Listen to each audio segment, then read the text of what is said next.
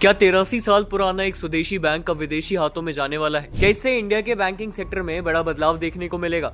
चलिए इस पर विस्तार से चर्चा करते हैं। दरअसल आरबीआई ने दुबई के एमिरेट्स एनबीडी बैंक को आरबीएल बैंक में 74% तक हिस्सेदारी खरीदने की मंजूरी दे दी है। यह डील करीब 26,000 करोड़ रुपीस की बताई जा रही है।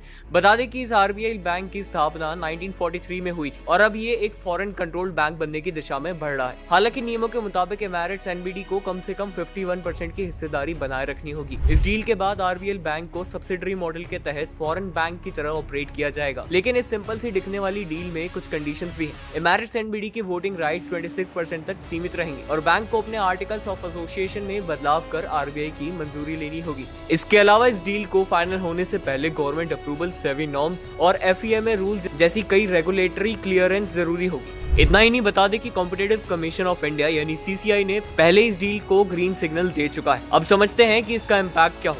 एक्सपर्ट्स की माने तो फॉरेन इन्वेस्टमेंट और ग्लोबल एक्सपर्टीज इंडिया के बैंकिंग सेक्टर में आएगी, लेकिन साथ ही ओनरशिप कंट्रोल और डोमेस्टिक बैंकिंग आइडेंटिटी पर भी सवाल उठ सकते हैं। टू कंक्लूड, ये डील सिर्फ एक बैंक की ओनरशिप चेंज नहीं, बल्कि इंडिया के बैंकिंग सेक्टर में ग्लोबलाइजेशन की तरफ एक बड़ा कदम हो सकता है।